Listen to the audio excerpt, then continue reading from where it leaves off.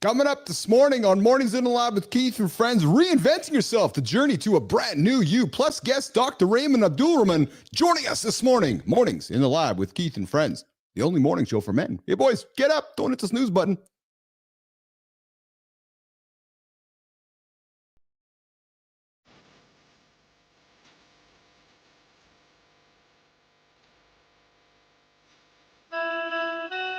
Welcome to Mornings in the Lab where when something negative comes up. Building muscle improves blood flow. Nobody is expecting, John. If the lady's saying that, you're doing. Be entertained by fun over here. How have I slept? Has my sleep been good? Is that it?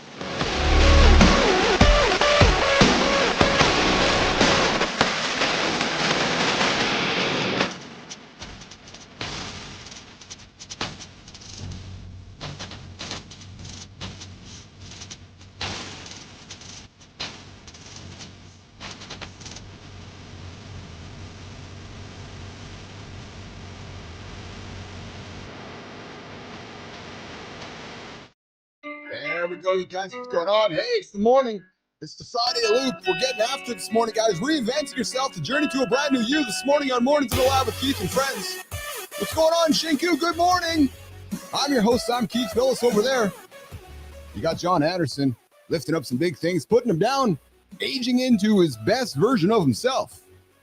You got Steve Marty Fit, the boy wonder himself, Christopher Martin, joining us as well. Taking care of all the old folks in Maryland, making sure they're staying fit and healthy. We got producer Jimmy on the buttons, and we got producer Tommy over in the community, and also on the buttons today. Hey, we got a 2-button show here today on Mornings in the Lab with Keith and friends. We got a guest, Dr. Raymond Abdulrahman is joining us this morning from Manitoba. We're going to talk some psychology, clinical psychology, and maybe some DEI stuff along the way. It seems to be in the news, and all Uncle Keith feels like he wants to talk about it this morning, so we're going to get into that conversation today, plus a number of other big topics for the show here today, guys. How to be yourself on social media and how actually to win at it. John and Marty, listen, Gen Z, I think Johnny will be intrigued with this one because him and I grew up in the same area as the Gen Xers. But Johnny, Gen Z is uninterested in sex plot lines in TVs and movies. Go figure that. So we might have time for that conversation here today. And why skipping rest days? Why skipping rest days is sabotaging your strength and performance. You know, we're all about getting after it, achieving your big, audacious goals. And by the way, we do drop language here that might be offensive to the children. So if that's the case, I invite you to tell the children there might be some bad words, or to put the headphones in, or to walk them out of the room, or listen to us later. But if you listen to us later, it won't be live. So you want to hang out now, live, the only morning show for men, live, Mornings in the Lab with Keith and friends. Subscribe to the channel, like the channel, tell your friends you found these dudes that like to talk about great stuff. We talk about feelings here on the show, boys. We talk about feelings. We talk about being stoic, but we also talk about managing our emotions and getting through life and achieving big, audacious goals, all based around accountability. Hey, one last thing before I bring the boys and Jimmy. Guys, you know, if you're just kind of slowly getting after it today and you hit that snooze button, if you hit that snooze button, hey, Shinku, if you do snooze 9 minutes a day for the whole year, you're actually 56 hours behind the guy over there. Yeah, just to think about that. So, good morning, Rick Clody. Good to see you there. Yes, man. Yes, Ricky, we do talk feelings here on the show. You know how we like to talk about it. Bring your Kleenex, boys. We're going to talk about it here on the show. But listen, if you're going to hit the snooze button, you're going to be behind everybody else. So roll over and get after it today. And this is the show that'll help you get after it. You're going to get advice on this show. You're not going to get anywhere else. Yep. Between my experience, I did a couple things in my life. Johnny's experience, he might have done 1 or 2 things in his life. Marty's experience, he might have done a couple things in his life. Take our experience, wrap it up, free advice every single morning here in the lab. Or alternatively, you can pay us all significant amounts of money for private advice along the way. There you go. Jimmy, let's bring in the boys. Let's bring in the boys and see what's shaking. What's up, Mr. Anderson? How are you, brother? What's happening, baby? Oh, I'm good. You hear me? Good. It's just, I can hear you loud. That was a delay. Forgive me. Yeah. I'm good, man. I'm good. I'll tell you, I'm extraordinarily grateful today for not only, it's really for my love, Terry, because she has surgery bright and early tomorrow morning. Yes. And the poor thing has gone through so much pain in the last month. I mean, she wakes up every morning in brutal pain. And the problem is pain pre-surgery. It's you don't get to collect it. It leaks out of the bottom of the bucket. It's just complete anguish. As of tomorrow morning at 6:30 a.m., all that pain, we start to collect it and she gets better. Progress is being made. So I'm grateful. Can you hear me okay, Johnny? I'm trying a new mic. Oh, good. Yeah. I gotta think, brother, that's right now in advance of the surgery, it's all up here, really, isn't it? Like it's all here. And I know it's here on the shoulder, but it's really here because, and I'm bringing the metaphor to life because we know this is where the pain is, but as we talk with AJ all the time, it's really here, right? Like it's got to start here and it's just got to solve it, right? Well, the thing was with pain is so psychological.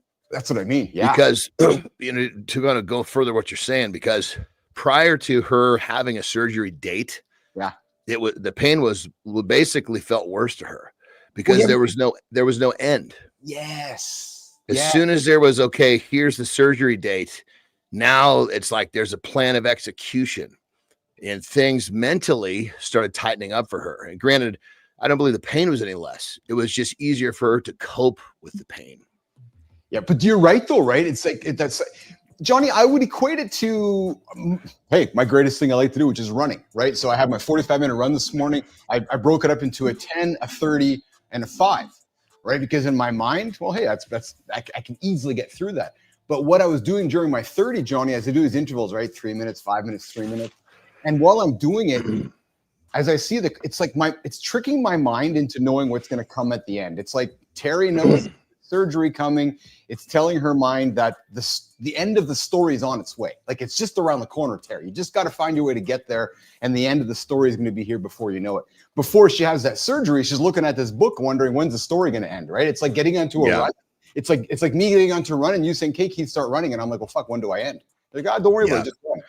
But I hate it. Well, it's interesting though, brother. We talk about how I kind of count myself into my quiet space, my sitting in silence. So we actually do, counting is another thing I used to deal with, like severe pain, like if I was dealing with her situation like her. So imagine this, in many cases, like very often in the morning, I'm up at 2:59. So she knows I'm up out in the house and she'll wake up and she's just freaking in pain and she can't go back to sleep. And she'll come walking out of the bedroom, sometimes, 3:30, sometimes you just never know, when she's going to come walking out. And you can see she's just disheveled. She's just so she walks she walks straight towards me, puts her head right in my chest right here. I put my hands around the back of her neck and we rock and we count. Oh yeah. And literally rocking and counting, it calms her down, and it's 1, 2, 3 in, 1, 2, 3 out, 1, 2, 3 in, 1, 2, 3 out. And next thing you know, it's all slowed down. It's almost like rocking a baby to sleep. You know what I mean? And it just, I can feel her angst slowly. And sometimes it takes a minute, sometimes it takes 10. And next thing you know, I can feel her kind of relax and I can feel her kind of let go because she's holding on around my waist. I can feel her letting go. So I'll start to let go. She'll turn and go back to sleep. Oh, I love this.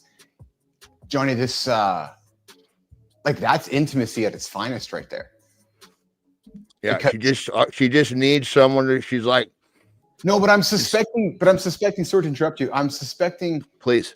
You are getting as much out of this, and then the both of you are getting as much out of this because when you're connected in that moment, it's like when you're rocking a baby to sleep, right? When you're rocking a baby to sleep, there's an intimate connection, and when she comes out, you're feeling like you can, you're there not solving a problem, you're there listening, you're consoling, you're empowering, you're loving, and there's a connection moment for the both of you right there, man. 100%. Being there for someone when they are in complete despair and they're needing that. It's like, in these moments, she's going to look back at our journey and she's going to see there's 2 sets of footprints, right? Yeah. And I have the same vision she does. And there's going to be different points in the journey where she's going to see one set of footprints disappear. It's because I was carrying her when she needed the lift.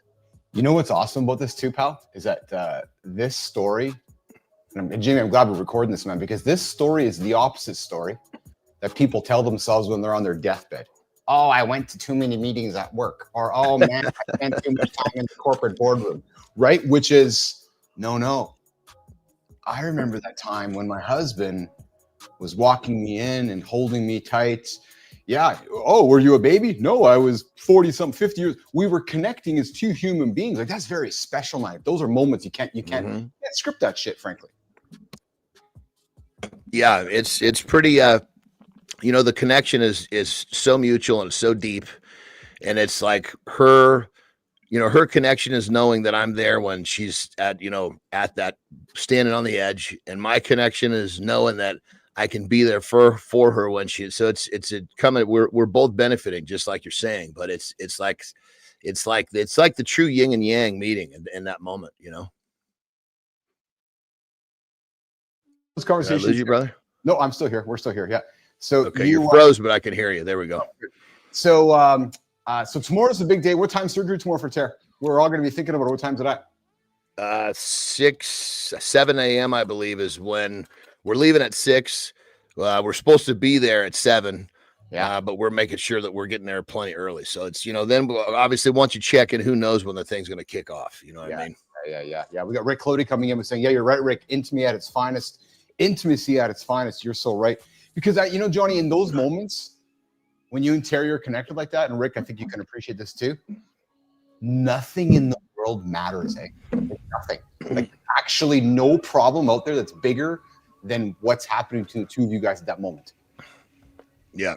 That's love. because it's got to be, we both have to be completely present to deal with that situation. That's right. Johnny, we're bringing in the young boy here. What's going on, Mr. Handsome? What's up, man? What's going on, guys? OGs, what's up, man? What we got going on today, man? How we feeling today, man? We're doing awesome. We're just talking about Terry's surgery tomorrow. Uncle Keith's got a new little setup here, Marty. Eh? See, I have the mic over here, but I'm also got it mic'd up over here, so I see you, man. I can move around a little bit and just do this shit over here. Hey, how were all the old white dudes in the gym yesterday, brother? Hilarious. I promise it's comical. It's comical, man. It's so fucking funny.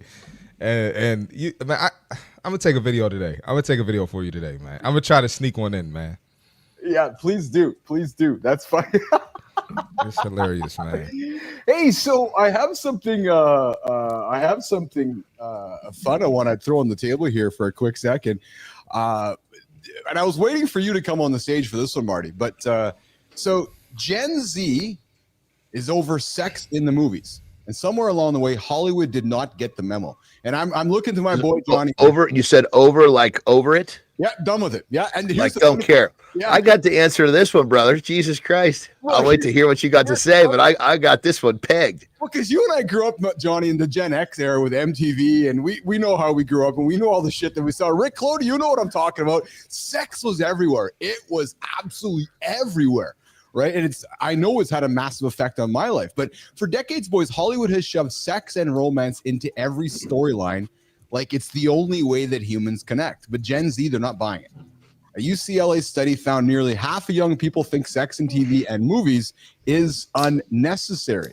They don't want forced love stories. They don't need steamy scenes to stay engaged. What do they want? Marty? Your generation wants stories. Well, not your generation. Carter's generation wants stories about real friendship, ambition, and personal growth. That might explain why. Hold on. I got the reason they want this in their movies is because they're fucking getting all the sex they need on Pornhub. The movies is like what? Not even Pornhub, Johnny. Instagram. You can't open Instagram without seeing. Okay, well, forgive me. The internet. You can get all the fucking porn you want on the internet. Why the hell do you want some not realistic porn in a movie? Give me a story. Give me something I don't get on social media. Which movies now have a completely different. I guess it's different theater than social media. I'm with you. You got, dude. When I was just so you know, brother, when I was young. When I was looking to jerk off, I was fucking looking for a little alone time in the bathroom with the fucking Sears catalog in the women's underwear section. I was gonna say it's a Sears that's the difference in times, right? Versus now these fuckers are just putting on some sort of phone protection device. They can go off on these internet sites and watch the nastiest shit on the fucking planet. That's the difference in the 20 minutes in the bathroom for the fucking 11-year-old boy. In over what 35, 40 years? Unbelievable. See, Marty? Yeah, that's the underwear section is insane. I never heard of that. I never heard of that. Well, I thought he was going to say, you know, they had like maybe a fitness magazine with some women in it. Oh, dude, no. Fitness magazines weren't even here yet. Or something, keep in mind, something, man. I understand where you're coming from, brother. Because Keith and I can say we don't remember the time when we had to go kill a zebra to get something to eat. Yeah, that's crazy. Marty, it's fucking crazy. What technology has changed our worlds. I will agree with you. So, admittedly, I've spent many years off the gram, and I've been slowly working my way back on there to produce content and get back there. Marty, you're so right, man. You open that baby up, there's half naked women everywhere, and it's like. Go ahead. I didn't mean to cut you off. No, that was my. Yeah, and it's every chick got an OnlyFans, and they they might post like a video in the gym doing squats, and then it's like go to her page and it's like sign up for my OnlyFans here. It's like, oh my God, come on, you can't get. So it does get a little overwhelming, and so I definitely understand it for them. Hey, so Marty, here's a question for you, brother. So true story, actually. So as a young man looking to date, the dating world. You're meeting girls, and OnlyFans is a big part of the conversation today. Is that more common than we even think it is? Like, do most women have OnlyFans, Marty, in your age demographic and even younger, would you say? I wouldn't say most, but I think it's like 1.4 million on there. So you got to do a background check. And that's a deal breaker for me. I can't have that. No. I can't date you and take you serious, and you gotta pay $4.99 a month to see your butthole online. It's not because that's sorry for anybody that if it got too explicit. I can't come home at night and that's my prize, but I could go get it for this random Joe on the street could get it for $4.99 a month. Yeah. So it's that's crazy. But there are a lot of guys that are open to that. But it's also just, I mean, I guess for the flip side of that coin is it's kind of more of an ethical thing. Yeah. You know what I mean? Yeah. Morality. You know what I mean? Yeah. It's like, when I was younger, and forgive me, I'm not trying to alienate anyone, but I especially in college and right out of college, I was dating a lot of strippers, right? And I loved it. It was a great time. And most of them were doing it to get through college, right? That's what they said. Yeah. Unfortunately, that was never happening. It just was a lot of crazy late nights, which that was the part I enjoyed. But what I'm getting at is, unfortunately, if someone had a fans only and said, I'm going to do this for 6 months so I can pay for college, and they did that, that's honorable. But when they do this and it's just literally they're not developing a skill, they're not developing character, they're not developing morality, they're not developing a passion, that's where kind of the line gets drawn. I can understand doing it for a purpose, a means to an end, but I don't think that happens very often. So I got to be honest. I actually kind of forgot about this in my journey in life. We haven't talked about this, but Johnny, I was on the same page as you for a while there. There's a few strippers came through my world there in my journey in life, and that was an interesting time in my.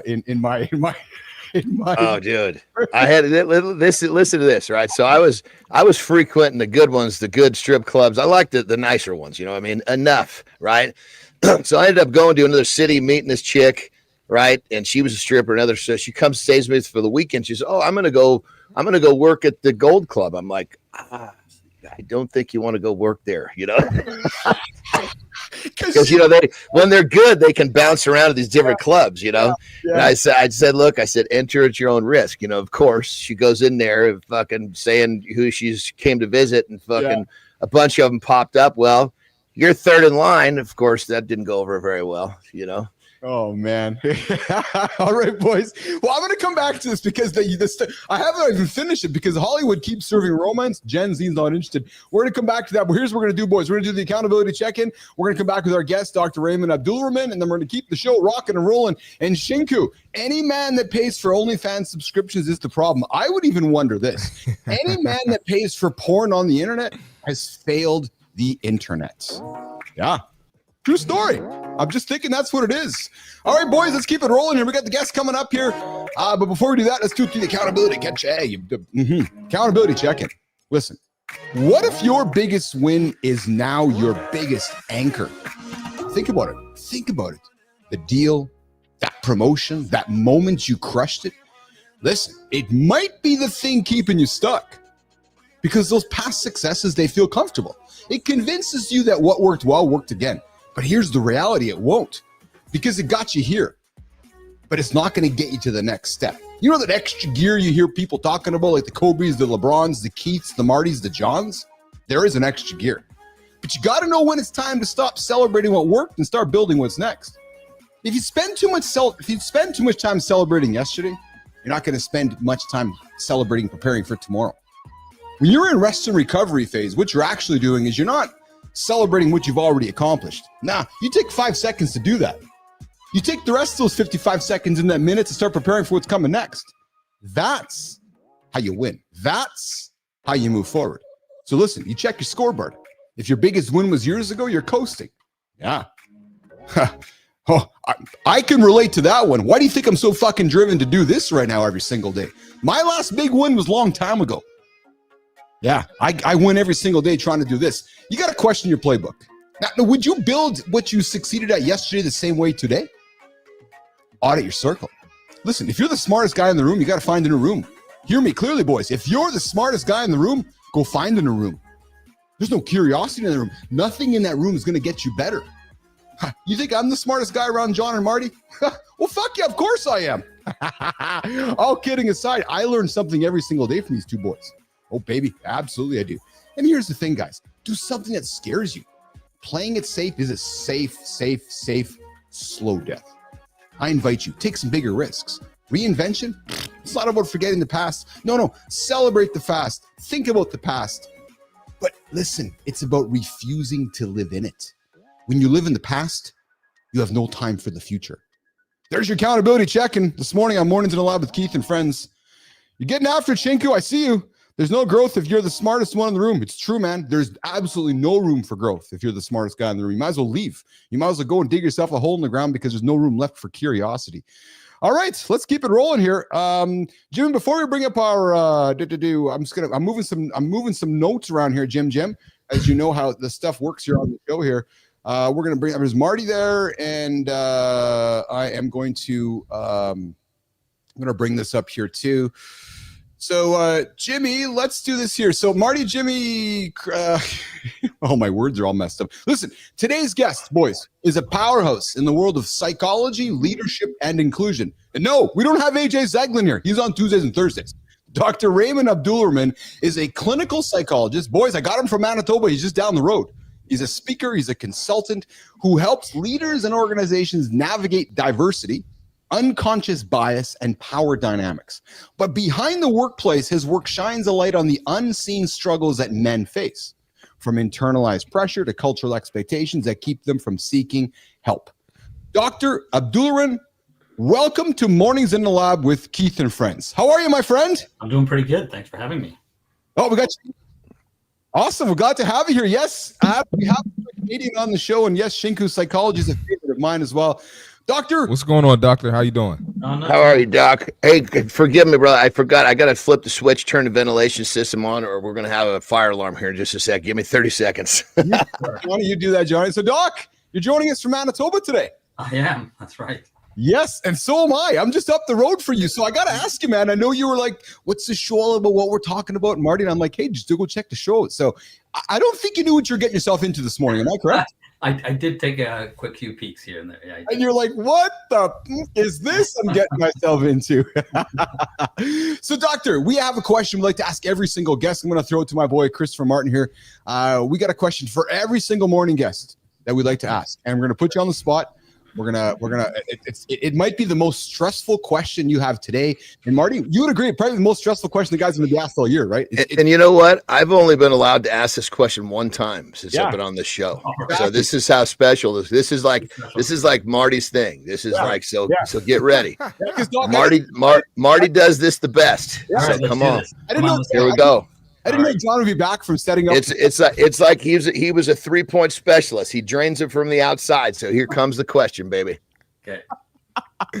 All right, Doc. The question of the morning. What is your morning routine? What is my morning routine? Morning routine, yes.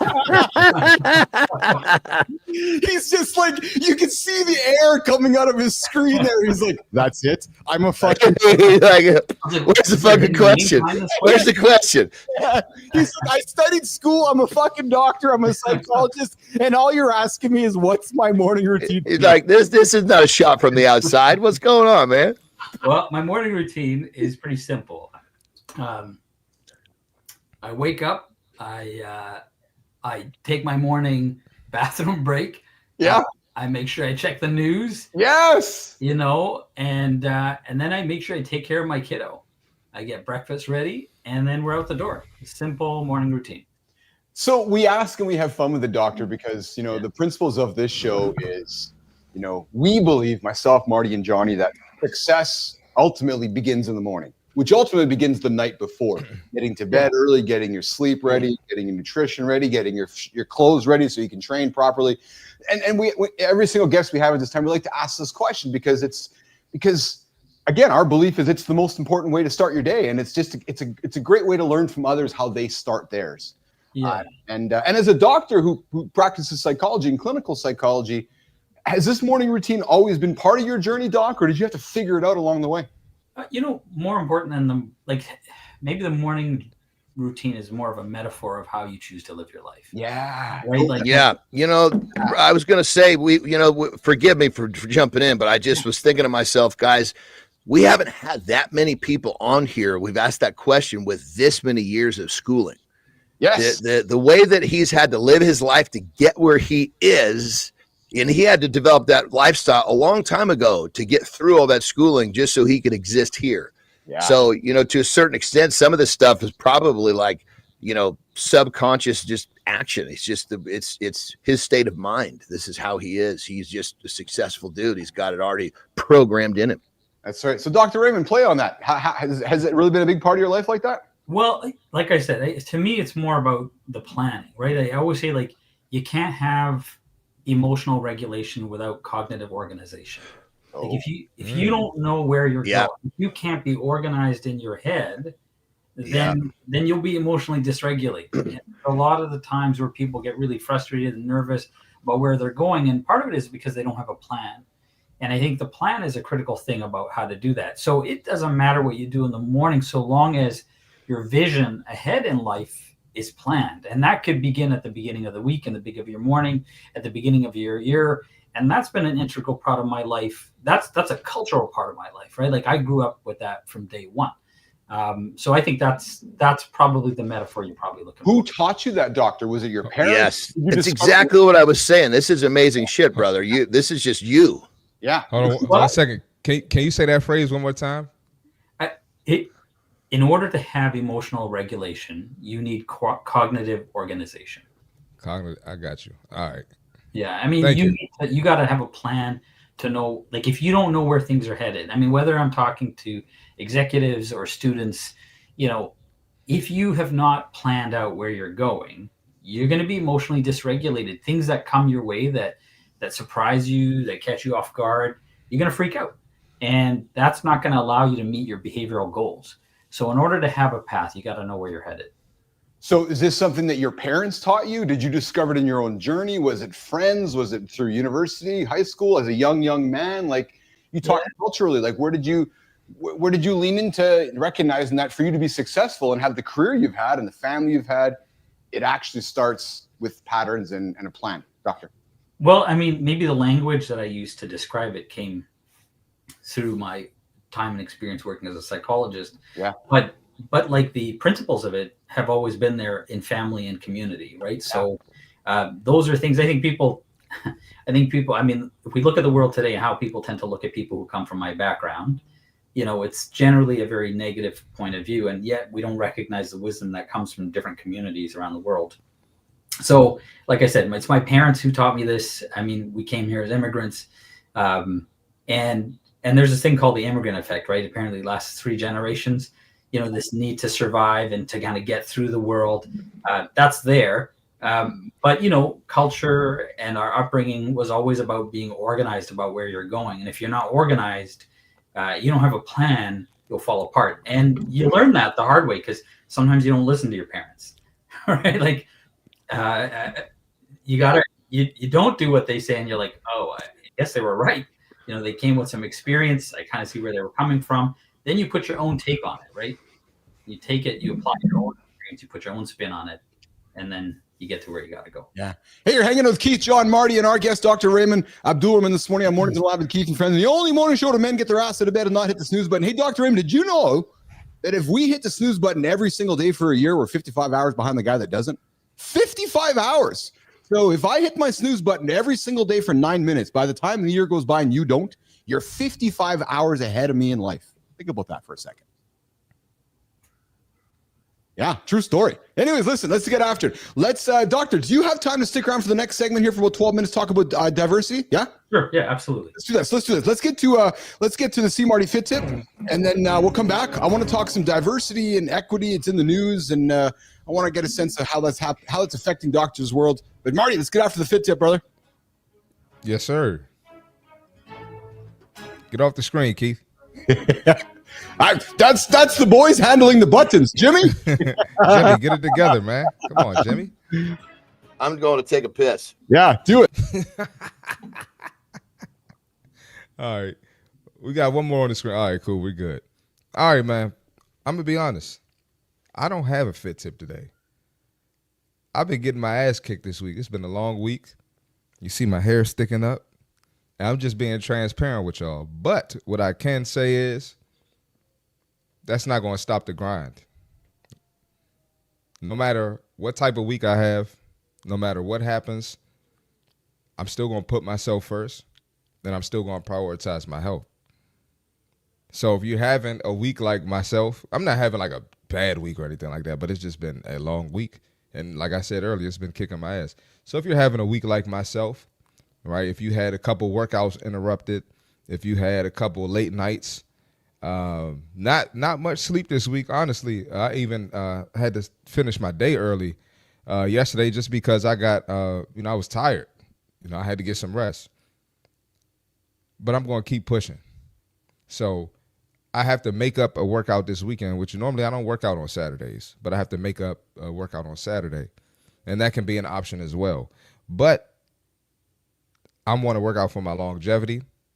I want to take care of the future me, the 10 years from now, Chris, the 20 years from now, Chris. So I have to put the work in now, no matter what happens.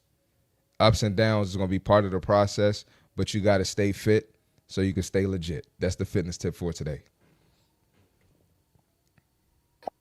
That's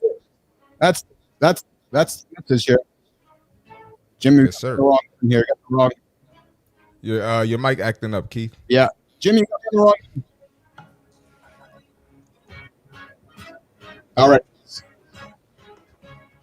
right. There we go. Let's keep it rolling here, boys. Jim, Tommy, we got Dr. Raymond Abdulrahman, myself, Johnny, Marty here, Mornings in Lab with Keith and friends. Doctor, I wanted to have a chat this morning, knowing your experience as an expert in DEI. Obviously, DEI is all over the news, and it's all over the world these days, and I thought we can have a little chat about it. And I see some comments coming in here that I'll just make the statement. People are tired of DEI. People are tired of talking about DEI. I asked my good brother here, Marty, obviously as a minority here, as a black man here on the show, like, and yourself as an immigrant, DEI seems to be, and I'm a white guy, John, but it's people are talking about it. Doctor, where do we start this conversation about DEI today? And I'd love to hear your point of view on it and how it's affecting your clients and people are coming to you at it. Let's get into it, Doc. Yeah, I mean, if you're tired about hearing about it, it means you're not experiencing it, right? I mean, that's the basic bottom line. If you're sick and tired of hearing it, it means that you're not impacted by it. It means you have a great sense of privilege and you don't understand how bad the problem actually is. So what we don't recognize in today's world, let's talk about Canadian society here. Mm-hmm. 1 in 3 Canadians identifies as a person of color or somebody who's Indigenous. Mm-hmm. When we look at other polls, we look at the number of people who've experienced overt racism, not like passive microaggressions, but like overt like racism. 28%. That means pretty much anybody who's a person of color has experienced racism in Canada, and this is a society that we claim to be multicultural. Mm-hmm. If we think that we're multicultural, we have this bogus idea that we live in a multicultural world. I mean, just take a look at the holidays that we celebrate. You tell me that aside from the National Day for Truth and Reconciliation, which is new, what diversity do we see in the culture of our holidays? We don't. Right. So I don't think that we live in a multicultural world. And so what happens is we've inherited this idea, we've been sold this idea that we live in a multicultural world.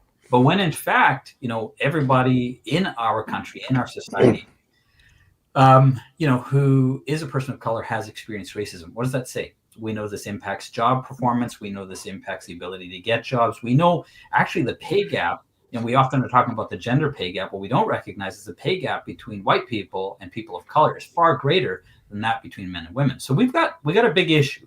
And if you're tired of hearing about it, as I said, you're not really experiencing how bad it actually is.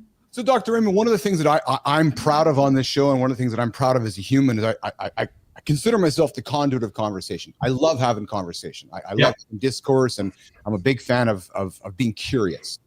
Totally. And I went from being an entrepreneur into a corporate environment where DEI became part of the mantra.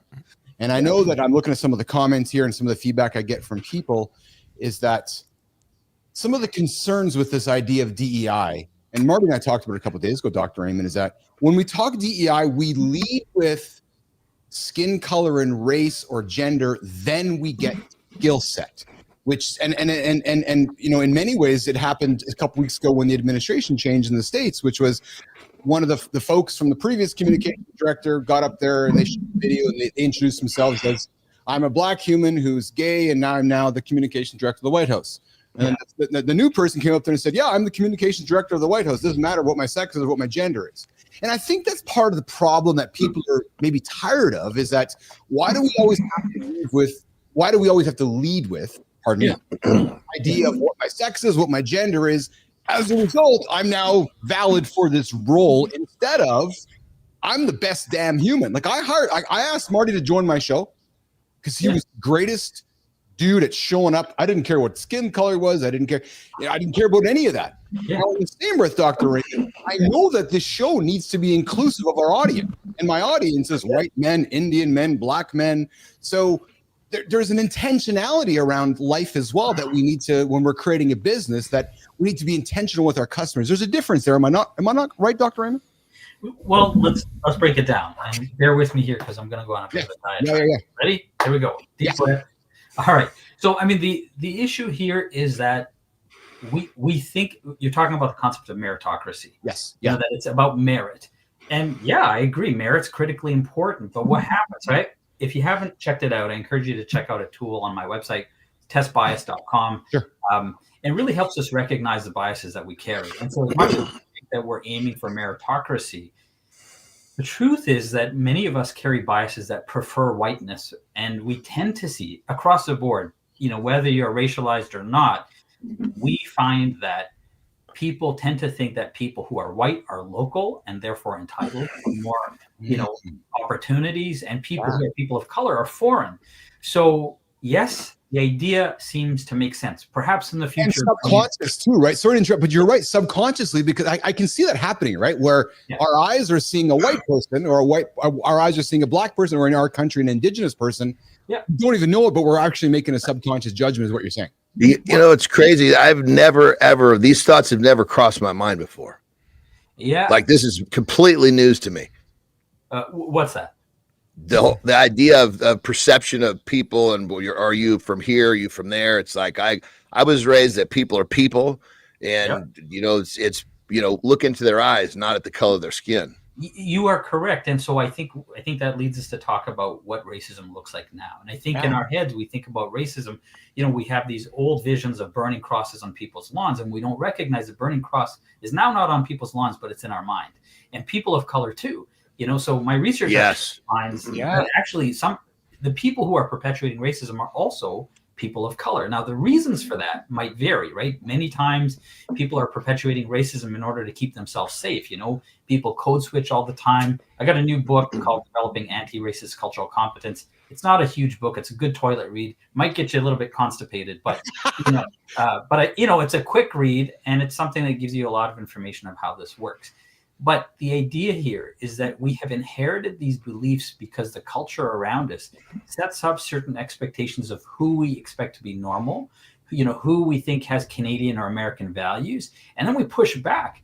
Now, if you're second guessing that, I mean, just take a look at our political world. Yeah. People in our world have voted for certain people. And if you don't believe there's no racism in the world, just take a look at, you know, the projective test that is our political landscape. So let's start with that. Now, I often say to people that the issues that impact people of color the issues of bias are the same issues that marginalize men. And people are like, what are you talking about? White men aren't marginalized. And a lot of my research is on how bias impacts people overall. And when we think about concepts of masculinity, so take, for example, the concept of male survivors of sexual abuse, right? It used to be that people thought that, women were more likely to be victims of sexual abuse than men and boys were. Research, when we change our definitions and we actually get past, kind of cultural kind of language of how we try to hide this information, research actually finds that men and boys are equally as likely to be sexually abused as women are. Really? And that women are almost as equally likely to be perpetrators of abuse as men are. And so this, if you're telling, if somebody's out there saying to me, racism doesn't exist, I'm saying that you're not mindful or educated or informed enough, or actually have an actual relationship with people of color to understand what their experience is like. And I say that people of color keep secrets because they don't believe that people will actually hear what they're saying and they'll be put down. In the same way that men keep secrets about their vulnerabilities. We show up here acting like we got to put on this bravado about who we are, when the actual truth of our human experience is hid from the people around us. Yeah. And so the people who are perpetually saying, I don't see any difference, the women out there who might be saying, I think I'll accept my man the way they are, would you really? Because I can tell you as a clinician, many times when men show up for who they really are and they express themselves to the women in their lives, the same women who are advocating against toxic masculinity are the same ones that emasculinate and put down their men for experiencing experiences that are just human. So I say that we are not, as human beings, really talking about the experiences of our humanity. And that includes whether we're talking about the experiences of men or the people of color. That said, they are not equal because there's a hierarchy, right, when it comes to issues. So people try to lump everything together. So it is not. There are certain people who have greater levels of marginalization and greater levels of discrimination. And people of color are always at the bottom. And even amongst people of color, certain people of color will be far below those of other people. And those things can vary from society to society, but generally across the board, this is the truth. Wow. You're hanging out with Keith, John, and Marty and Dr. Raymond Abdulrahman, dropping nuggets this morning on the show, brother. Wow. So Marty, Johnny, Dr. Raymond's like, what are we going to talk about? I'm like, that's a show. We'll see where it goes. And I'm liking where this is going, man, because you're dropping some really good, this is the great kind of conversation that I really aspire to have on this show. Dr. Raymond, so let me ask you this. Can I just add something real quick before Marty, you go? Please. First of all, I love everything you're saying. I'm learning a lot. Yeah. And what I've learned in my life is sometimes experience is education along with education. Yeah. So like a lot of people underestimate human experience. So that kind of just goes in line with everything you just said, whether that's being a man, whether that's being a person of color, or whether it's listening to someone and letting someone open up to you and allow them to be themselves. So 100%, man. And Dr. Raymond, one thing you'll know about this show and myself and John and Marty is that we invite people to judge the book, us, by the cover. Because we're really actually about it. We're actually about feelings. We're about sharing emotions. We are very much about standing here naked and raw and encouraging safe, vulnerable conversations. We are very much about that on the show, trying to change the paradigm shift for men who think that they can have feelings. We're like, no, have feelings. Let's talk about them, but we still got to get shit done, right? So there's that balance, right? We still got to be that role. But Dr. Raymond, I think an important question. Because this weekend, there's a massive cultural event happening in the United States. It's a global event. It's called the Super Bowl. And there's a massive influence behind that, which is the NFL. Yeah. This weekend, they have made a point of removing the words in the end zones and racism now. The NFL, one of the biggest brands in the entire world, the biggest stage in the world, has removed the words, and I'm gonna hearken, Marty. What 80, probably 90% of the athletes are probably black. They're thinking the NFL. Yeah, you got. After Doc goes, you gotta let me chime in on this. I'm curious. Yeah, because I'm curious about your feedback on that, Dr. Raymond. They're basically saying we're getting rid of that statement, Dr. Raymond. Yeah, I mean, we move into really dangerous territory to deny. I mean, we're talking about denialism here, right? It's like we're removing all sense of science. Like there are psychologists who study this stuff left, right, and center. We got a shit ton of data Mhm. talk about how bad I've done a shit ton of data. I'm sitting on a pile of data right now that's so big, I don't even know what to do with it, right? But the little bit that we're finding out is like, holy fuck, what does this tell us about our world? Yeah. And I did a lot of research on like my master's, my PhD were all in areas of male survivors of abuse. A shit ton of data again. But we are more likely to be able to talk about white men's problems than we are to the problems of men of color.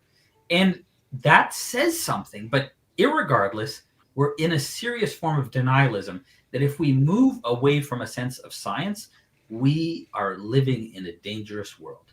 Oh, this is awesome. Dr. Raymond, I'm a huge fan of yours, brother. Keep it going. Marty, I want to hear what you have to say, brother. I'm gonna try to keep it brief, but No, take what you got. I'm 50-50 on this. So of course with Dr. Raymond, like I agree with that 1,000%. We're entering dangerous territory, and we do need to. I think we do need to keep that in the end zone. But at the same time, racism has been a detriment to my community to where we use it as a crutch too, to not elevate and to not put the work in. Right? You compare yourself to a white man who's in a position you want to be like, oh, he got it because he's white. No, you haven't been putting the work in. You sitting here smoking weed and drinking every weekend. That's why you're not there. So at the same time, I'm kind of relieved because we need to take emphasis off of racism, at least in my community. I don't know about other communities that experience racism, but I know it's actually hurting my community too. So at the same time, we're entering dangerous territory, but there needs to be some emphasis taken off of it. Just my opinion and from my experience. Go ahead, Doc. Dr. Raymond, I'm going to throw it to you quickly, but just 1 second.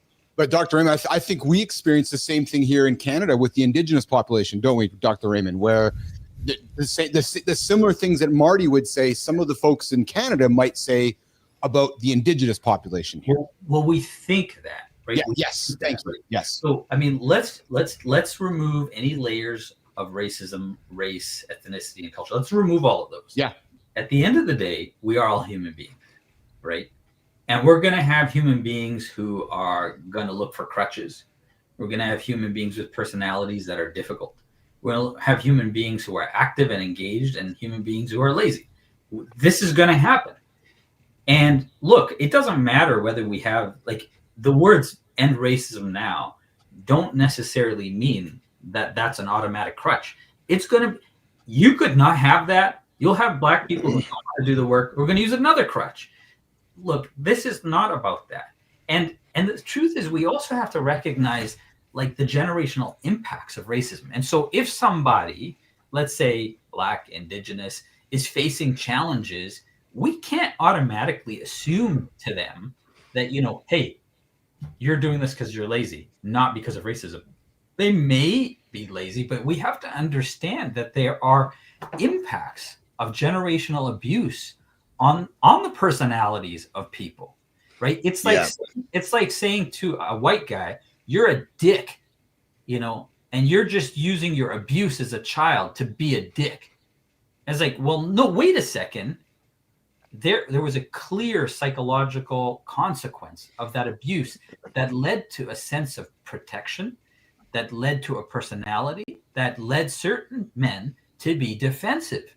Now, it doesn't excuse shitty behavior, but we have to understand where people came from. And if we don't start to recognize where people came from and how we develop, how our minds develop, how our personalities develop, and we move, and we're not going to pay attention to all the things that influence that, like I said, we're in for dangerous territory. Yeah.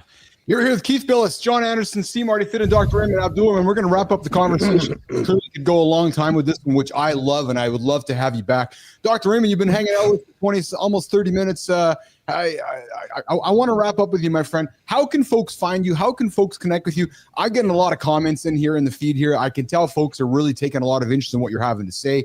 Yeah. Amy Reinhardt's a big fan. I can tell you she's going to be connecting with you on LinkedIn, Dr. Raymond. So I can, she's a big listener of the show out of Boston there. Dr. Raymond, how can folks find you? How can they connect with you? And will you come back and hang out with us again, brother? I'm delighted to have these conversations. You know, just as a little shameless side plug, I've got a small podcast called Different People, where we have these difficult conversations about race. Season 3 is my favorite. So if you want to listen to that, I'm on Instagram It's at Dr.R. and then my last name, Abdulrahman. I'm on LinkedIn, and if you check out my website, leadwithdiversity.com, that's my consulting website, and clinicpsychology.com is our team's clinical website. Marty, Johnny, anything final words for Dr. Raymond? Good shit, brother. Yeah. Yeah, Great shit, brother. Yeah. And Dr. Raymond, I got to tell you, man, I know you didn't know what you were getting into here. And one of the things I pride myself on this show is that it's unpredictable. You know, there's some days we're talking about Bonnie Blue who's sleeping with 1,100 men. There's some days we're talking about the best sex positions we should be having. There's some days we're talking about diversity and racism and inclusion. Some days we're talking about opiate addictions and the challenges that men are having with or getting up and just getting their shit in gear. So, man, the nuggets and the value you brought here today, I'm forever grateful for your time. Yeah, massive. I'm really grateful, man. I really am. Thank you. Yeah, no, my pleasure. I'm happy to talk about all the other stuff too.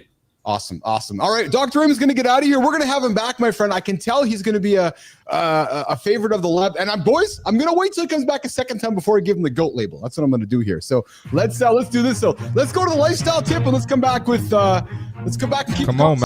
Boys, let's do it.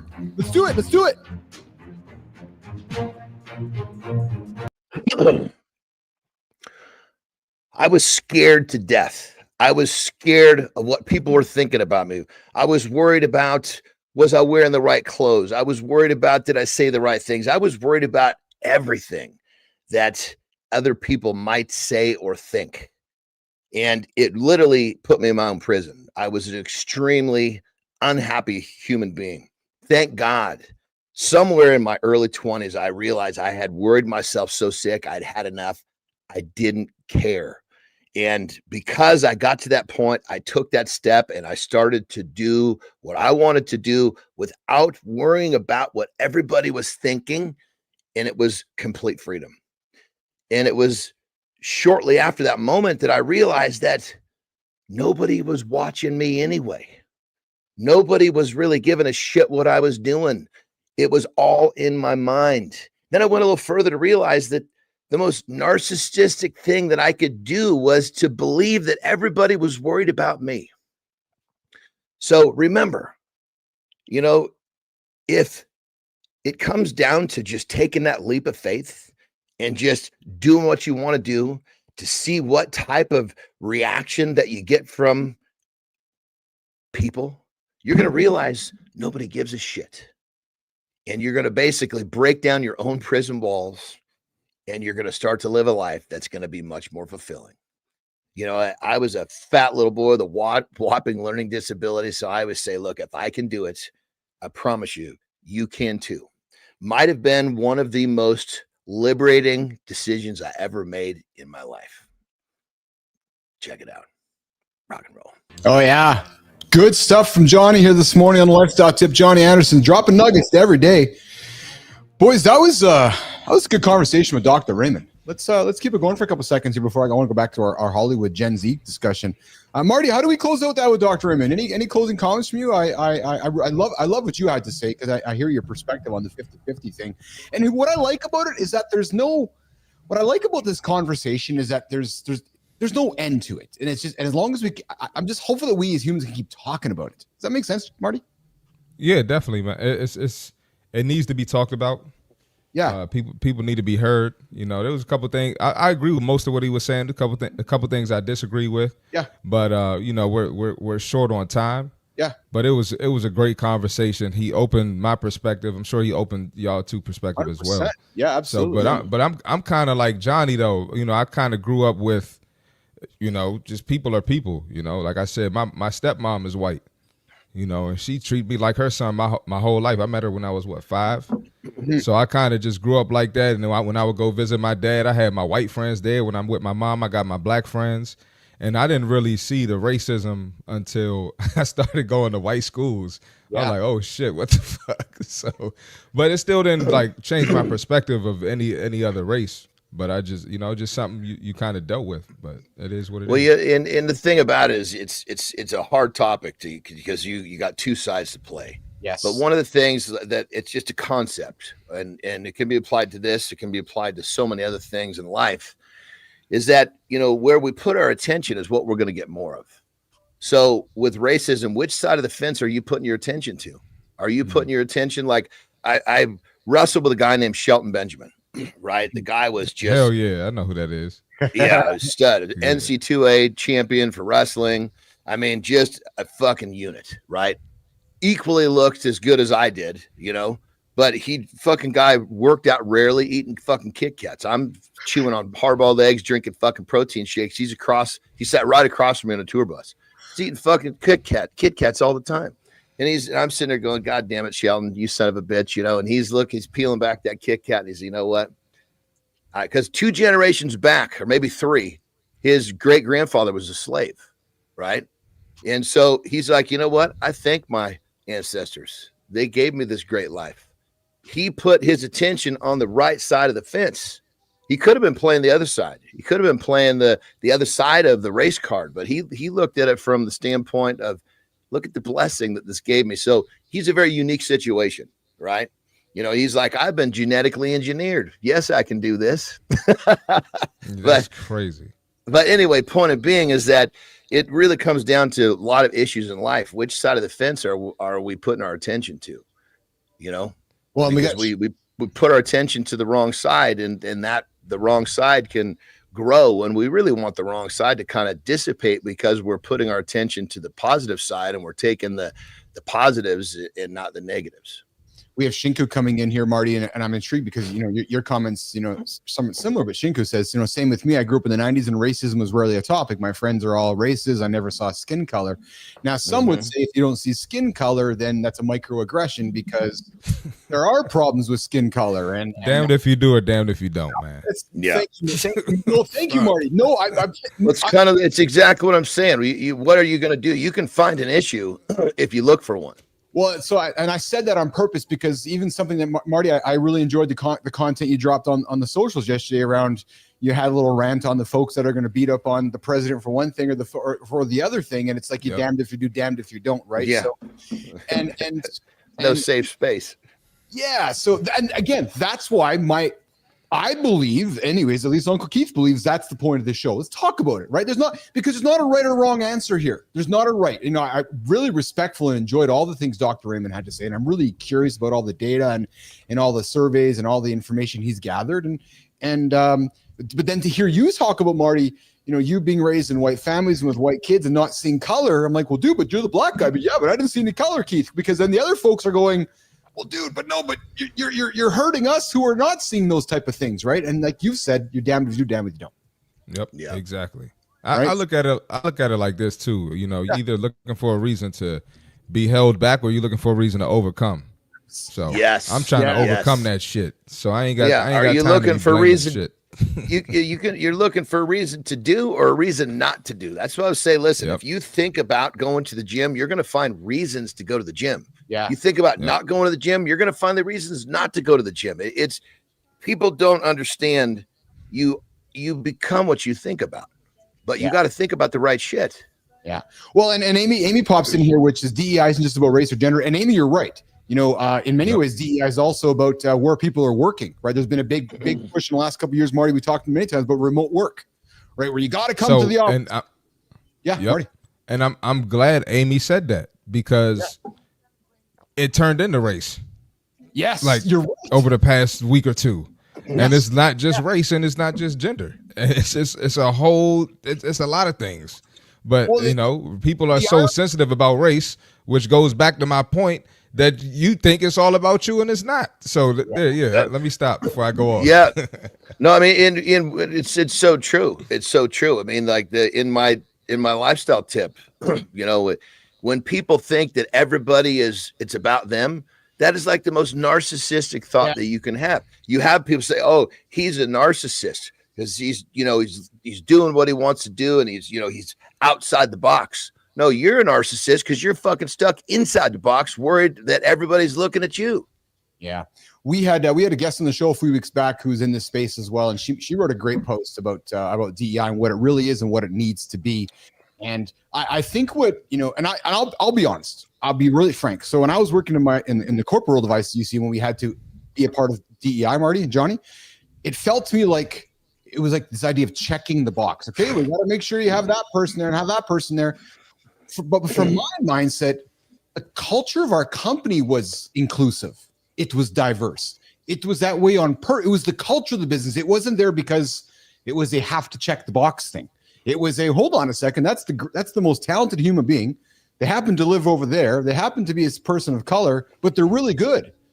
And that to me is what we lose sight of. And when you come to DEI, it goes back to where you're working. Inclusion is that I want your results where you're working. If it's in the office, if it's at your house, if it's in the fucking beach, if it's in the ditch, include me in the work. That work is work. It's results. It's not where I'm actually getting the work done. And that's where we've lost the conversation with DEI as well, because it's like, well, no, you got to go to the office. Well, that's not being very inclusive. Yeah, I got into it with a friend of mine not too long, a couple years back. Yeah, and basically, they asked me if someone offered me a job for X amount of money, would I take it to train them? And I was like, they offer me because they're checking a box with a black person, or they offer me because they think I'm great. And they were like, no, they want to hire a black person. I said, I might not take it. Yes, that's just me. I work my butt off for you to acknowledge, how good I am. I don't work my butt off for you to acknowledge my skin color. I ain't got to do shit for you to acknowledge my skin color. Oh, fuck, I love that, brother. That's exactly it. Because you're like, no, I'm Christopher Martin. I went to school. I'm a smart dude. And and then you go through your list of your resume, and then at the end is, oh yeah, I happen to be a black dude. That's what you're saying. Exactly what you're saying. Yeah, and I'm proud of it. Yeah, I'm proud to be black. It's proud as fuck, but that's not what we're here for. Exactly. I love what you're saying, brother, but I just want to be the devil's advocate. Not to say I disagree. I love what you're saying too. I'm fucking proud of you as well. I love your position about being proud of who you are. It goes back to even fucking owning your name when Joe Montana, yeah. So I want you to understand how much I agree with you. But the flip side of the coin would be, why worry about what someone's intention is? Just fucking change their life. Yep. And show them that it doesn't fucking matter that way. Yep. I agree with that. Good conversation, boys. Anybody tuning in right now who does not expect this dialogue from this show is fucking clearly misspoken, because and I love it, man. We go from Bonnie Blue to having crazy sex stories to deep dialogue amongst three men who have people tuning in going, what the hell are these guys talking about? So I love it. I know we got to keep it rolling here. Marty, what do you got going on today, brother? I'm in the gym with the old white guys. Yeah. Are you gonna rest, recover today? Are you gonna do a little workout today? What are you gonna do? No workout today. I might take today and tomorrow off, man. It's been a hell of a week. And, but I am gonna do my show tonight. Awesome. And that's about it, man. All right, guys, check into the See Marty Fit podcasts. Sheep will be on there sometimes. Oh yeah, there you go. You know where to find Marty. And Johnny's waiting for Johnny's still waiting for his invite, I'm thinking. The only thing is, man, that's Johnny's Terry time, Yeah. Oh, well, I didn't realize that there was a time here. Usually I'll be. Yeah. What time do you do this thing? Is it live? It's live 9 or 10 o'clock, depending on. The whole reason I brought Marty on the show because he was the only live dude. I gotta crack a joke, Marty. He was the only live black dude going live, and I'm like, that's not the soundbite we're cutting here, guys. I was like, so that's fucking good, bro. I didn't realize that. Good for you, brother. It's live every day. So Sunday, Wednesday, Friday. Yeah. And so it's at what time again? 10 o'clock Friday, 8 o'clock Sunday, 9 o'clock Wednesday. Yeah. 8, 9, 10. Yeah, that's right. Dead center in the Terry time. So man. if I'd have to bring Terry with me. Oh, Marty, we could do that too. It could be after. That'd be fucking funny. Yeah. Very quickly, then they can come. Yeah, if you want some fun, like if it's just supposed to be kind of crazy, ranty shit, you could get her going on some of the weirdest shit that I've been doing for the last 40 years. Shinku coming in. We can do that too. Where big backs get cooked. Evenings in the lab with Christopher Martin, Steve Marty. But Johnny, true story here, quick 20 seconds here. The reason I knocked on Chris's door when I'm like, hey, what do you want to do this live thing with me? Is that he was on my show just like you were at Live in the Lab. And then I watched him on Instagram and I started watching him on YouTube and I was fucking laughing at the guy. And the guy just make content. He's live. And a lot of the people want to go live. So the guy made great content on Instagram, doing this live show. And most are scared of live. So I was like, hey, do you want to come be on the show? And I know back and you're like, who the fuck's this dude? But it's all because he was doing live content.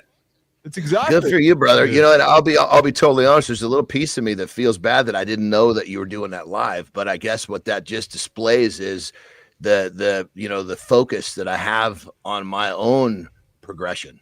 That makes sense. Absolutely. So, Absolutely. go. Yeah. All right, Hey, well, real quick, Keith, yeah. that was the first video you were laughing at was the concert and the step class, and I was like, what the Yes. hell is this? We got to bring some of that shit up here. Hey guys, Oh, listen. man. If you want to, I will invite everybody listening right now and those tuning in later. Go listen to Chris's Instagram and TikTok yesterday. He drops a wonderful POV from Martin's opinion about just what's going on, and it leans into our discussion this morning. I got a lot of love for that opinion. I got a lot of respect for our brother. So you know what, Appreciate Martin, it, all man. the time in the world for you. I always have all the time in the world for you. You get after it, brother. Johnny's All right, gonna go man. for a break, and we're gonna come back and keep working towards Yes, wrapping the sir. show today. Get after it, Have a boys. good loop, brother. Have a great You loop. too. I'll see y'all Monday, man. All right, Marty. See you, pal. Yep. Okay, Johnny, gotta go for a break. And Jimmy, we're gonna keep it rolling here, brother. There we go. All right, what a show here. Wow, Amy, I appreciate your comments there. Yeah, I would say this is one of our best. This is one of our great shows. A lot of depth to this one, and again, this is what we're trying to create here on the show here. Good time, Shinku, and everybody. Unpredictable conversations that we don't know is going to happen, and we go from one topic to the other. We started the conversation this morning about Terry's surgery coming. Johnny's wife Terry got her surgery coming up in a couple of days, and I'm just getting the burps out of myself here. Sorry with all of that. I think you guys can still hear me. Jimmy, can you hear me still? I think you can. But listen, I moved away. I got this 2 new mic setup going on here. Jimmy, can you hear me? Awesome. Good. Cool. So we started the show. With talking about Johnny's wife going for a surgery. She's got that coming up tomorrow. And we talked, and in many ways what we did, guys, with that topic was we lined up this whole idea of when we're walking towards something we hate, when we know there's nothing to turn the page from, it's struggling, it's scary, right? You're like, oh, I gotta go achieve this goal. It's like my run this morning. I look towards the end of it, right? So we talked about that earlier this morning. We also talked about we're gonna continue the conversation around Hollywood serving romance. Gen Z's not interested. I grew up in an era where I think Amy did as well, which is every TV show, every movie was just sex. Now Gen Z is like, wait a minute, we don't want to have sex in movies. It seems forced and it seems ridiculous. And that was one of our topics this morning. And then Dr. Raymond Abdulrahman came in today, and we first of all talked about his morning routine and how that set the foundation for his life and where that started in his journey as a young man. We then continued the conversation with Dr. Abdulrahman regarding diversity, equity, and inclusion. We talked about race. We talked about remote work. We talked about microaggressions. Fascinating conversation with Doc this morning, and really looking forward to chopping that up and getting it out to you guys. And it begs the question, right? And you heard Martin's point of view earlier. The NFL this weekend, one of the biggest stages in the world, is erasing the words "end racism now," and what does that mean? And Dr. Abdul talked about that's denialism, and we know that racism exists, and are we moving into a world of denialism and pretending these things don't exist? So great, fascinating conversation in the first hour. And we're going to work towards the second hour with myself and Johnny, and we're going to get to the creator spotlight here towards the end of the hour here. But Johnny, as I kick the show off today, and I know you and I, the Gen Xers here growing up here, and I'm talking with the Gen Zers. So your kids, so your youngest is a Gen Zer, no? Like your youngest daughter's a Gen Z, because I know Carter and Piper are Gen Zs. You got 3 of them. I think your youngest is a Gen Z, no? Oh, you're muted. There you go. Nope, lost you there. I'm still gone. There you go. Check the other. There you go, brother. Yeah. The youngest one is 21 tomorrow. Okay, so I don't think she is. Maybe she is part of Gen Z. But anyways. So Hollywood keeps her. So 44% of Gen Zs, Marty. I'm sorry, Johnny. 44% say that romance in media is underused, and you're muted on the horizontal feed there, Johnny. Okay, let me check. Yeah, 44% say romance in media is overused. 47.5% say that sex isn't needed for most plots. And it's funny, man. I'm a proud creator. I love watching movies and content and how it all comes together. It's hard to argue with that. You watch shows or movies and content from time to time. You're like, why did they insert that there just so they can have the girl take her top off? Well, yeah, I was going to say, because if the story is really done right, the idea that they're going to have sex can be shown by them walking into a room together and closing the door. Yes. But obviously showing some nipple, it's going to sell some tickets. Yes. Yeah, exactly it. Exactly it. And I find it, but I know I find myself as a human, I can tell when things are gratuitous. Like you just said, you're like, oh, so the director there wanted a gratuitous scene to sell some tickets because they really didn't need to do that. Right. So 51.5% want more content centered on friendships, 39% want more romantic and asexual characters. And what I find fascinating is that Hollywood keeps pushing the same formula, but folks just don't want it. They're like, no, we want friendliness. We want nice, soft conversations. Put the sex aside. But again, ironic, right, Johnny? Because porn, and I think we're going to have a topic. We're going to have a conversation here in a couple weeks or next week or so around the pornography addiction or challenges that men, women, that society is facing today. What are your comments on that, Johnny? Pornography.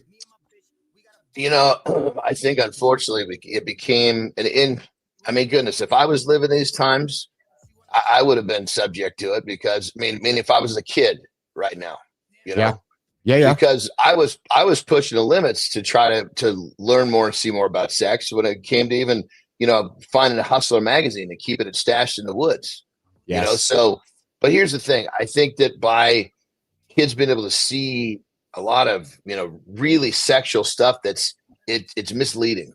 And I think they get the wrong idea about what sex is, you know? So I think to a certain extent, you know, when kids are being schooled with sex by Pornhub rather than their parents, it can have kind of a detrimental effect. What I think that's part of the problem, right? And we talked about this a couple weeks ago where, you know, that's where a lot of sex education is happening, right? Is Pornhub and places like that. It's most times it's the wrong education. It's not reality. You know what I mean? They have these ideas of what sex is supposed to be, when in actuality, that's just what gets a lot of views. Yes, absolutely.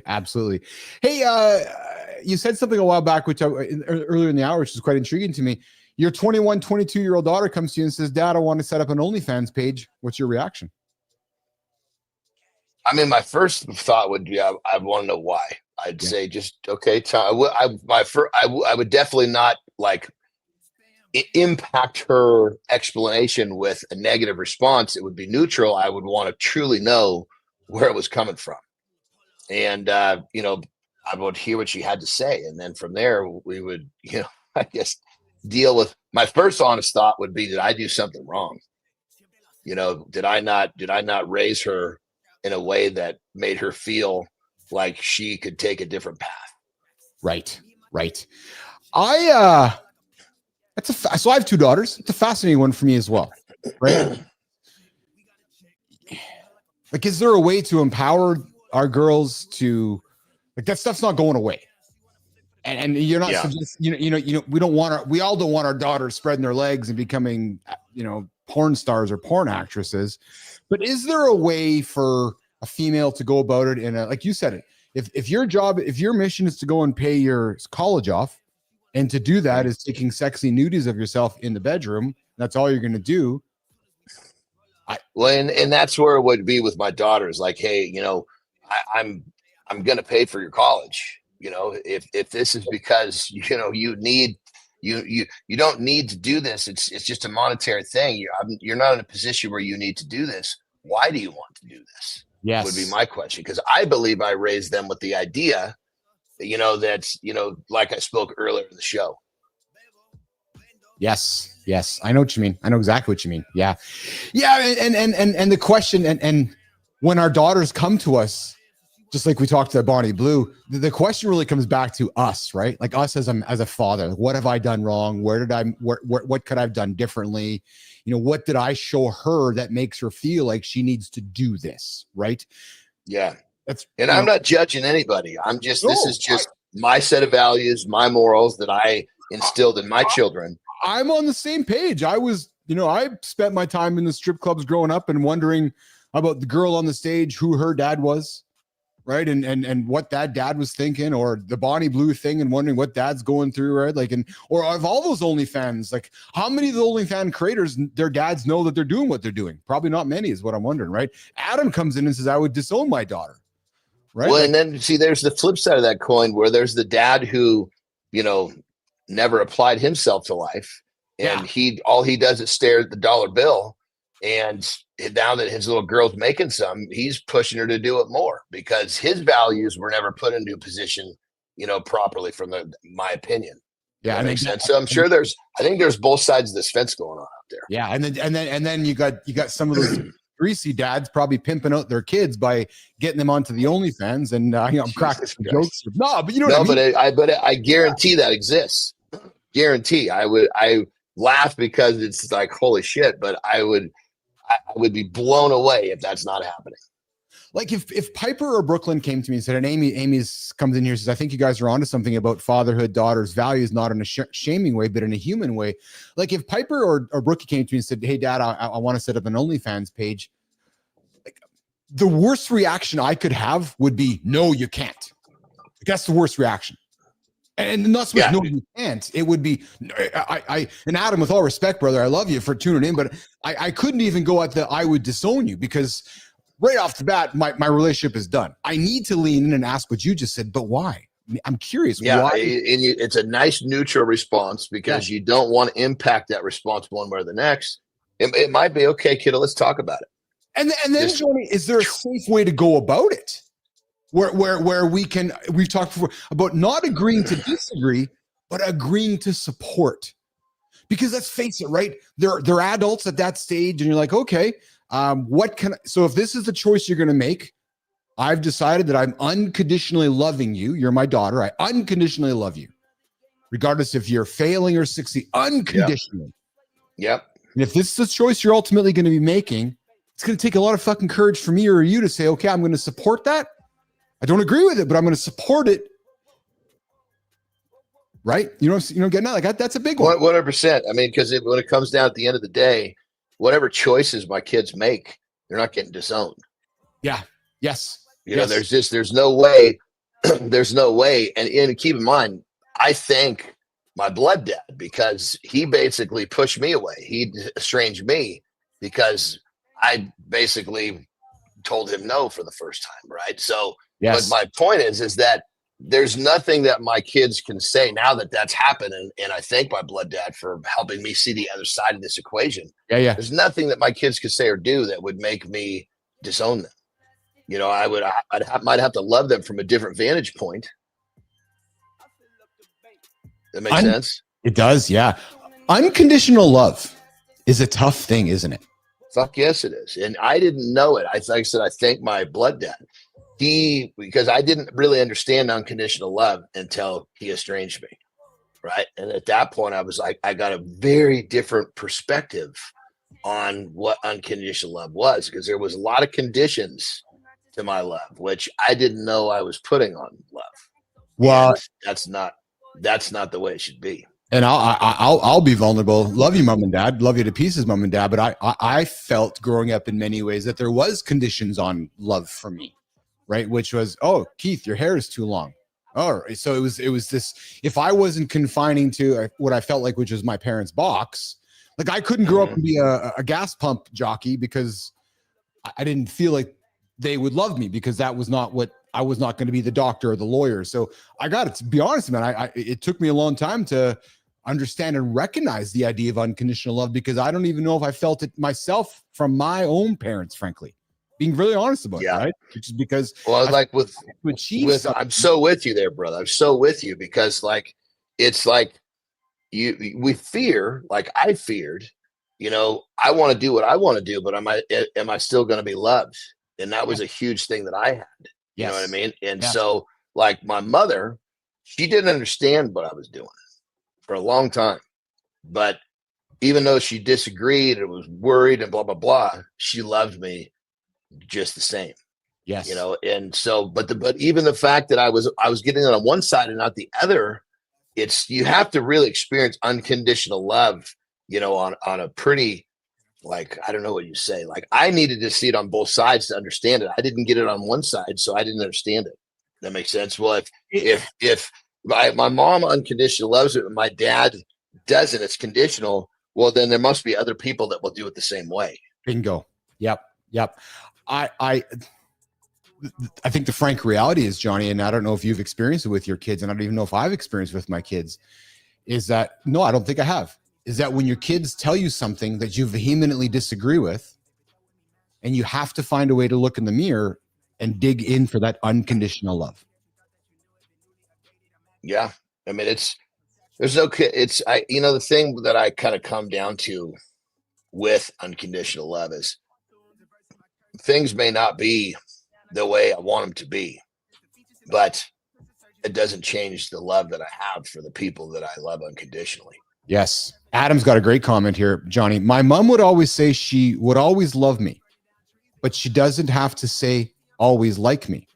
And his comment was, That's good. That made me double take and rethink my actions, which is interesting, right? Because he knows that she loves him, but he knows that his actions she's not liking, and he's been able to separate that, right? So like, okay, this action here, I know she's loving me. I know when I fall, she's going to love me. I know when I win, she's going to love me. But these actions along the way, she's not liking, and that's what's causing her distress. That's a really good point of view, Adam. I appreciate that. So great conversation, Johnny. Let's go to the creator spotlight and wrap it up. I didn't expect it to be such a heavy chat on a Friday, but I'm loving it, man. It's good, deep, connecting conversation. Jimmy, let's go to the creator spotlight. We're going to wrap it up with Keith and Johnny here. You got to go in here with 8:25, or you got to go right now, brother? 25. Got 25. Get me out of 25. We're good. All right, so let's do it. Jimmy, let's get after it. So listen, have you ever felt like you're crushing it on the outside? I know Johnny has, but on the inside, you're a total mess. Like you've built the career, you've hit the milestones, you've checked all the boxes, but somehow your brain is still finding a way to convince you that you're failing. This guy gets it. He went from high-achieving, perfect kid, Johnny, to Ironman triathlete to startup founder. And then he went straight into the brick wall of burnout, panic attacks, and feeling completely lost. What did he do? He didn't sit in the corner and wallow.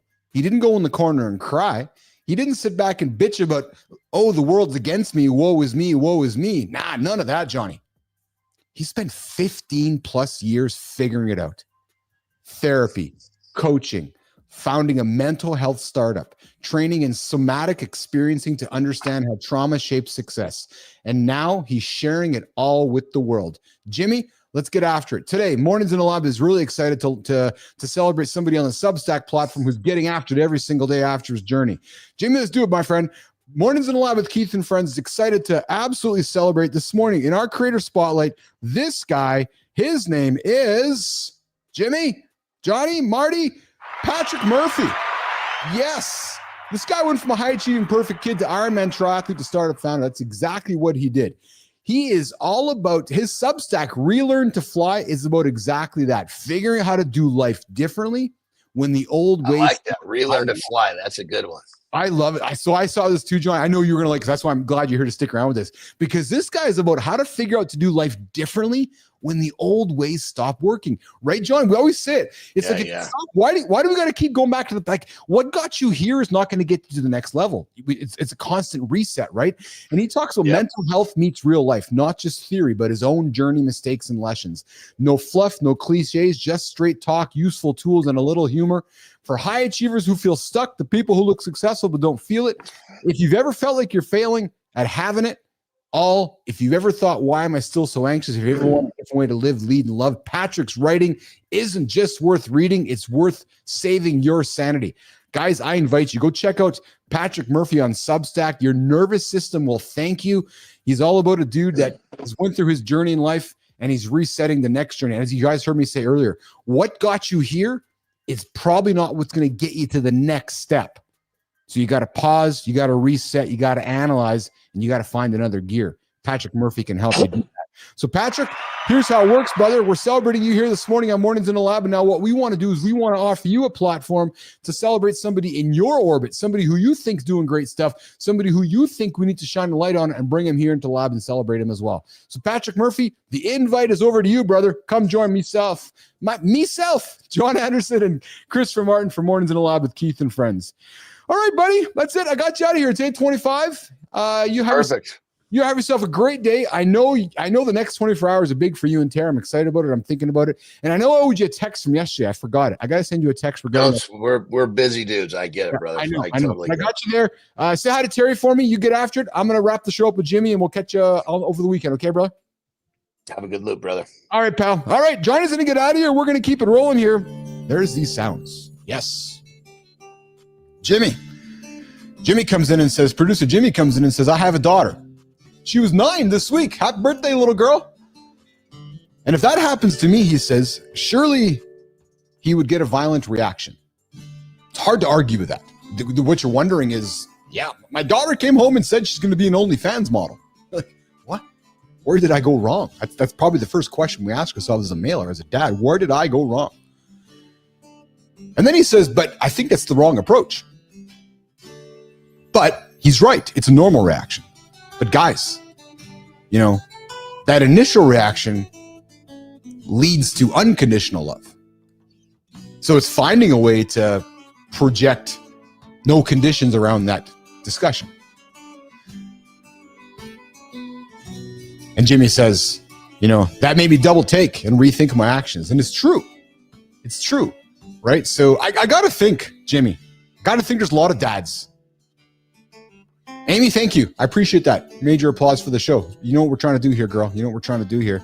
But Jimmy, I got to think there's a lot of dads. You know, there's a dad waking up today. Jimmy, there's a dad waking up today whose daughter's coming home and she's saying, hey, Dad, I got an OnlyFans page.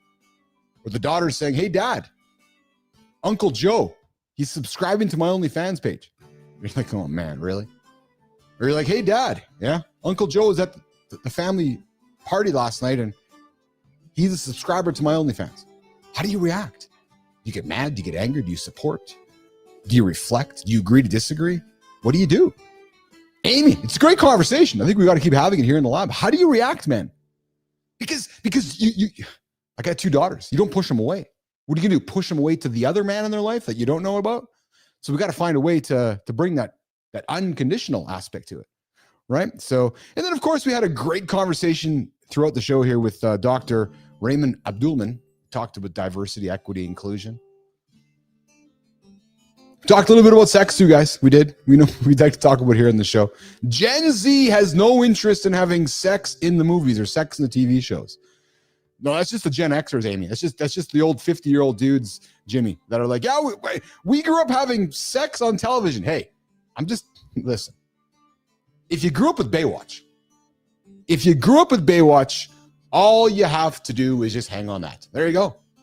You know what? The biggest celebrity in the world, David Hasselhoff. Right? And you got Pamela Anderson there. Like, what else do you need, guys? You know, bodies on the beach and an entire generation influenced by Baywatch and Amy, WWE. There you go. So you wonder why people are how they are? Yeah, they grew up with Baywatch and WWE. Okay, Jim. Time to wrap it. Another great weekend here in the lab. Mornings in the lab with Keith and friends. Listen, I got a couple things for you guys to consider. 2 things. If you're enjoying the men's conversation, the men's content, the content that helps you get out of bed, the content that helps you achieve those big goals, the content that helps you be accountable, good time, Shinku. Scott Benzie, great talk. We need to discuss and hear this conversation. Jimmy, fuck. We're giving all these props to Jimmy these days. I told Jimmy, Scotty, Shinku, good time. I told Jimmy that we're going to make him a superstar in the Philippines here. We're going to bring him out here. The super producer of Mornings in the Lab with Keith and friends. We're just getting started here. My goal here is to have a statue in Manila or somewhere where Jimmy lives. Like this big statue. Producer Jimmy, right? With a board, buttons that he can press and celebrate. And people wake up every single day revering to producer Jimmy. That's the goal here. So Jimmy's going to keep after it here in the lab. Oh, man, we'd like to have fun here. But as I was saying, if you guys are enjoying these conversations, the men conversations, the conversations that help you think about life, the conversations that help you achieve those goals, the conversations that help you stay accountable to what you're trying to achieve next, the conversation that prevents the snooze button, this is the show for you. Subscribe to it. Hit the channel. Hit the like. Tell your friends. Tell your buddies. Tell them there's 3 dudes that have guests that have conversations you're not going to find elsewhere. But if you're also somebody who has something to say, Benzie, ears up. Adam, ears up. If you got something to say, ask yourself, are you the shepherd or are you the sheep? Who do you think I am? I think I'm the shepherd. Because if you're the shepherd, you're leading the conversation. And guys, I'm going to tell you something right now, if you're tuning in. There is knowledge in your brain, Benzie, there's knowledge in your brain that people want from you. You're going, what? It's true. Benzie, there is. There's a lot of knowledge in your brain that you've accumulated over the years. Same with you, Adam. Same with you, Shingo. Same with you, Amy. All that knowledge locked up, people want it. Like, well, how do I get it out to them?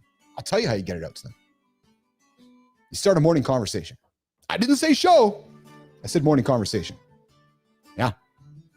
If you start that morning conversation, 30 minutes, 60 minutes for your community, you're going to start the conversation. You're going to set the conversation for the day. And then if you're really good at it, you're going to do it again the next day. And the next day, and the next day. And what's going to happen over time is that you're going to be the leader of those sheep, Mr. Benzie. So if you're going through your life, looking to get to the next stage in your career or looking to be a mover and shaker, I could not encourage you enough to consider starting a morning conversation. Why am I telling you that? Because I can help you do it. Oh yeah, true story. I can help you do it. Yeah, that's how we're going to make some money here in the lab. Here's the thing, guys. Here's the thing, right? We're creating the biggest morning show for men. It's free for all you guys. No monetized. Nobody's being charged anything. Just coming around Keith V's all the time. Yeah, there's a true story. But along the way, we got to find some ways to make some money. We have this platform underneath the show that brings it all to life. Maybe somebody wants to start their own conversation. We can help you do it. Maybe you just simply want to create some content, 15 minutes, 30 minutes, 60 minutes to get out in front of your communities. We can help you do that as well. So if you are looking for creator-led content, if you're looking for content that helps you do things behind the ways and maybe might help you on your creator journey, I would invite you to subscribe to our Substack, inside.bapple.ai. That's going to give you some behind the scenes content that's going to help you do the things that I do. Learn about how we do this show. Maybe learn how to start your own live conversation. I dropped a hack there yesterday. Man, I was doing these videos after the show and I thought that I needed to go, listen, here's a true story for you guys. I've been delaying doing videos in a different way because I'm like, fuck, I don't got the lighting set up. I don't got the right studio set up. And I was looking around here stressing about what I had to do. And then I walked upstairs one day. I was like, wait a minute, it's fucking natural light over there. I took this little doohickey gadget I bought on Instagram for $70, stuck it on my window. Boom, natural light, great video. So if you're looking for tidbits and tricks to become your own leader of your community, come subscribe to my Substack. And if you're looking for this continued conversation for men, stay here on the channel. 2 ways to get after it, boys. All right, Jamie. I love it, Scotty. You're the shepherd. I know you are. Yeah, I know you are. Don't be the sheep. That's why you're on this show. And that's the thing. This show brings shepherds to the show. And that's why I'm thinking if you're a sheep, come knock on my door so I can help you become that shepherd that you want to be. Okay, well, it's time to go to my day job. Like, what? What's the day job? The day job, building the media business behind the scenes. Mornings in the lab, business after. That's the day job. This is the fun part. So we're going to go. I'm going to turn the goodbye music on here. And we're going to slowly start walking away out of here. So Jimmy, on behalf of producer Jimmy, the famous Jimmy in the Philippines, there's only one famous Jimmy in the Philippines. He's on my show. On behalf of producer Tommy, he's also in the community there engaging with you guys. Go find Walter Thomas. Go engage with him. Go subscribe to him. Go ask him about his coffee. Walter Thomas runs a coffee plantation in the Philippines. Yeah. You guys like coffee? We got to learn more from Walter and the coffee. Listen, guys, I learned when I went to where'd I go? Peru, was it? No, Panama. I learned all about coffee, and I learned about how damn difficult it is to make. You know, we quickly just dump the old coffee down the drain. The work that it goes into brew a cup of coffee, guys, don't just dump it down the drain. Man, it's a pretty big process. On behalf of C. Marty Fit, the boy wonder, Christopher Martin himself. On behalf of John Anderson, the guy who picks up heavy things and puts them down. You can find us every single day here, 8 o'clock Eastern time.